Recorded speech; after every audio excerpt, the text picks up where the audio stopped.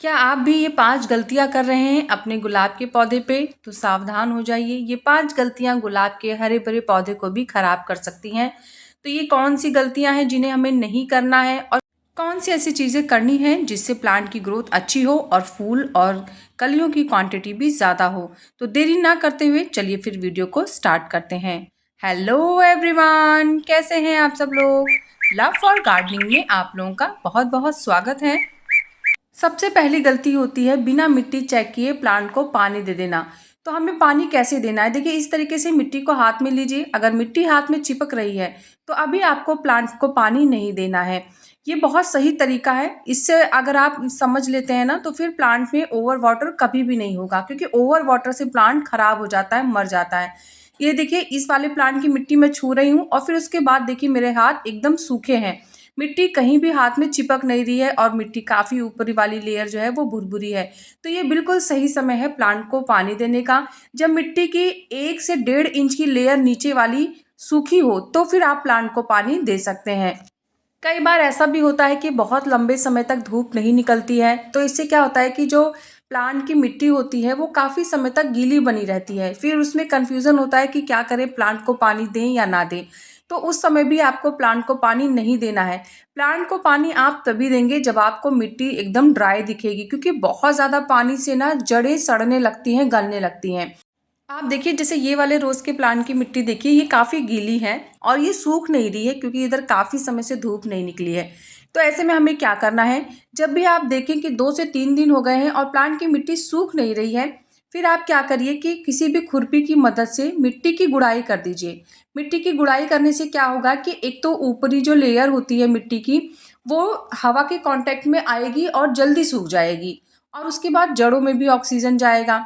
तो जब भी आपको लगे कि मिट्टी सूख नहीं रही है, पानी आपसे गलती से ज़्यादा पड़ गया है, तो आप ये वाला जो तरीका है इसको अपनाएँगे तो इससे मिट्टी बहुत जल्दी सूखती है। और अगर आपने गलती से ज़्यादा पानी दे दिया है, तो वो ओवर वाटर से प्लांट के खराब होने के चांसेस भी बहुत कम हो जाएँगे। पहले तो देखिए, पानी देना ही नहीं है ज़्यादा, और अगर आपने गलती से दे दिया है तो ये तरीके से प्लांट की मिट्टी बहुत जल्दी सूख जाती है। तो हमें ओवर वाटर नहीं करना है, और अगर गलती से ओवर वाटर हो जाता है तो इस मेथड को यूज़ करना है। इससे ओवर वाटर की प्रॉब्लम ठीक हो जाएगी। लगभग आप जान लीजिए कि जब तक आपको लगे कि मिट्टी प्रॉपर ड्राई नहीं हो गई है, पानी को बिल्कुल भी नहीं देना है। अब दूसरी गलती की बात कर लेते हैं। जैसे जब क्या होता है कि हम नर्सरी से जब कोई प्लांट लेके आते हैं, तो हम जब उसे रिपोर्ट करते हैं, सबसे बड़ी गलती क्या कर देते हैं कि कभी-कभी हम उसको जो ये ग्राफ्टेड एरिया होता है ना, इसको भी मिट्टी के नीचे दबा देते हैं। तो ये गलती बिल्कुल भी नहीं करनी है। जो ये ग्राफ्टेड एरिया देख रहे हैं, यहीं से बेजल शूट निकलती हैं, और अगर आपने इनको ही अंदर मिट्टी के दबा दिया तो प्लांट की ग्रोथ रुक जाएगी और अच्छे से ग्रोथ नहीं हो पाएगी।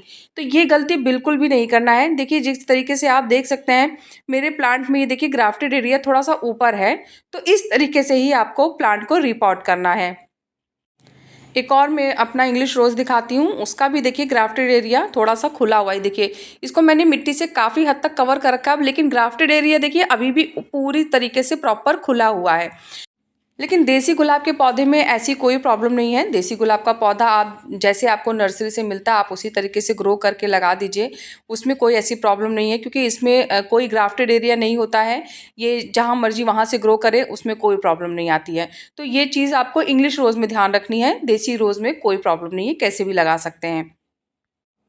इंग्लिश रोज़ में जो ग्राफ्टेड एरिया होता है, क्योंकि इंग्लिश रोज़ देसी कलम पे ही ग्राफ्ट की करके तब उसको ग्रो किया जाता है, तो इसलिए वहाँ पे इस चीज़ का विशेष ध्यान रखना होता है। और एक चीज़ और, जब आप प्लांट को नर्सरी से ला रहे हैं, उसको आप रिपोर्ट कर रहे हैं, तो उस समय आपको कभी भी कोई केमिकल खाद नहीं देनी चाहिए। केमिकल खाद जैसे डीएपी हो गया, या फिर एनपीके है, पोटाश है, इस तरीके के जो प्लांट्स में खाद हम देते हैं, ये वैसे तो प्लांट को बहुत फ़ायदा पहुंचाती है, लेकिन अगर प्लांट आप नर्सरी से ला के अभी अभी रिपोर्ट किए हैं, तो ऐसे में ये खाद प्लांट को शॉक में ले जा सकती हैं। वो जो उनकी ग्रोथ है वो बर्न हो सकती है। तो कम से कम जब आप प्लांट को रिपोर्ट कर दें, उसके 15 दिन बाद आप कोई भी केमिकल खाद प्लांट को दे सकते हैं। और हाँ, स्प्रे भी नहीं करना है। ऐसा नहीं कि आप मिट्टी में नहीं दे सकते तो स्प्रे कर दीजिए, स्प्रे भी मत करिए। 15 दिन बाद फिर आप कोई भी खाद दीजिए, कोई प्रॉब्लम नहीं आएगी। हाँ, अगर आप खाद देना चाहते हैं तो आप वर्मी कंपोस्ट, नीम की खली, बोन मील, इस तरीके के ऑर्गेनिक खाद दे सकते हैं, क्योंकि ये प्लांट को बहुत फ़ायदे पहुंचाती है। और हाँ, अगर आप एक बेस्ट खाद बनाना चाहते हैं गुलाब के लिए तो सरसों खली सर्दियों में बेस्ट खाद होती है। आप इसका खाद बनाइए और प्लांट को दीजिए। सूखा खाद मत दीजिए, इसका लिक्विड फर्टिलाइज़र बनाइए।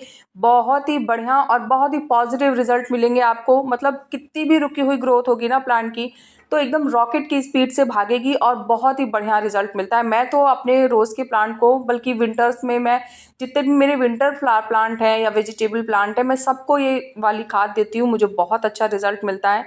इसको बनाने की पूरी डिटेल वीडियो मैंने अपने चैनल पे ऑलरेडी अपलोड कर रखी है, तो अगर आपने नहीं देखा है तो आप जाके देख सकते हैं, या फिर मैं आई बटन पे लिंक लगा दूंगी, आप वहाँ से भी देख सकते हैं।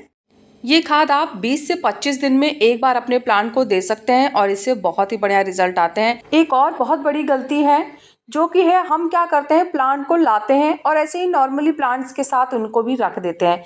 रोज़ के प्लांट को ऐसी जगह रखें जहां उसे पूरे दिन की धूप मिले। सर्दियों में जितनी बढ़िया उसको धूप मिलती है उतना ही अच्छे से वो ग्रो करता है। तो क्या होता है, हमने प्लांट लिया और उसको कहीं भी रख दिया, तो कहीं भी नहीं रखना है।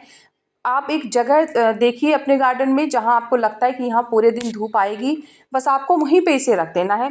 इससे फिर कलियों के साइज़ और जो ग्रोथ होती है ना, वो बहुत ही हेल्दी आती है और बहुत ही बढ़िया रिजल्ट मिलता है, क्योंकि धूप का बहुत बड़ा रोल है रोज़ प्लांट पे। लेकिन सिर्फ विंटर्स में, गर्मियों की धूप उससे बिल्कुल पसंद नहीं है। तो गर्मियों में आप इसको ऐसी जगह रखिए जहाँ इसे 3 से 4 घंटे की ही सनलाइट मिले, इससे ज़्यादा सनलाइट की ज़रूरत नहीं पड़ती है। एक और बहुत बड़ी गलती है, जब हम रोज़ के प्लांट को लाते हैं तो हम क्या करते हैं, उसको ऐसे ही छोड़ देते हैं। खाद दे दिया, बस काम खत्म। नहीं, उसको गुड़ाई बहुत पसंद है, तो कम से कम 10 से 12 दिन में एक बार मिट्टी की गुड़ाई ज़रूर कर दें। मिट्टी की गुड़ाई करने से जड़ें बहुत अच्छे से विकसित होती हैं। तो जितनी नीचे मजबूत जड़ें रहेंगी उतना ही ऊपर से प्लांट भी अच्छे से ग्रो करेगा। तो इसलिए मिट्टी की गुड़ाई बहुत विशेष रूप से करते रहें, उसको बिल्कुल भी ना भूलें। 10 से 12 दिन में एक बार करना है और बहुत गहरी गुड़ाई नहीं करनी है। बस जैसे 1 से 1.5 इंच की, बहुत हुआ तो 2 इंच तक की जो मिट्टी है उसको खुरपी की मदद से गुड़ाई कर दें। देखिए, हम सबको पता है कि केले की खाद बहुत फायदेमंद होती है, तो हम क्या करते हैं, केला उठाया और ऐसे ही प्लांट के ऊपर रख दिया। इस तरीके से केले के छिलके नहीं देने हैं प्लांट को। ये भी प्लांट को फंगस की तरफ ले जाती है और प्लांट अचानक मरता है। तो हमें केले की खाद इस तरीके से कभी भी नहीं देनी है। कोई भी खाद, छिलके की खाद जब आप प्लांट को दे रहे हैं, जैसे घरेलू खाद होती है, तो उसको क्या करिए, या तो प्रॉपर ड्राई करिए तब दीजिए, या फिर उसको लिक्विड बना के दीजिए। जैसे उसे भिगा दीजिए 2 से 3 दिन के लिए, फिर उसके बाद छान के उसमें दुगना पानी ऐड करके फिर दीजिए। और नहीं तो फिर क्या करिए, इसको धूप में रखिए, प्रॉपर अच्छे तरीके से ड्राई करिए और फिर प्लांट को दीजिए। ये जो गलती मैंने अक्सर देखी है लोगों को, कि लोग को इतना तो पता है कि केले की खाद बहुत फ़ायदेमंद है, और नो डाउट केले की खाद बहुत फ़ायदेमंद होती है, लेकिन उसको देने का सही तरीका आपको जानना होगा, तो ही प्लांट को अच्छा रिजल्ट मिलेगा। केले के छिलके की सही तरीके से खाद कैसे बनती है, उससे रिलेटेड वीडियो भी मैंने अपने चैनल पे अपलोड कर रखा है। अगर आपने वो भी नहीं देखा है तो आप जाके देख सकते हैं। वैसे देखिए, मोटी मोटा मैं बता दी हूँ आपको कि या तो एकदम ड्राई होना चाहिए, या तो फिर आप उसका लिक्विड बना के दीजिए। ऐसे छिलके को डायरेक्ट मिट्टी में मत डालिए। तो इन गलतियों को ना दोहराएं तो रोज़ का प्लांट बहुत ही अच्छे से आपके गार्डन में ग्रो करता रहेगा। तो सारी डिटेल, सारी जानकारी बता दी है। इसके बाद भी कोई क्वेश्चन कन्फ्यूज़न होगा तो आप कमेंट करिएगा। कैसा लगा मेरा आज का ये वीडियो मुझे ज़रूर बताइएगा। अगर आपको वीडियो पसंद आया है तो वीडियो को लाइक करिएगा, चैनल को सब्सक्राइब करिएगा। मिलते हैं फिर नेक्स्ट वीडियो में, तब तक के लिए बाय, टेक केयर।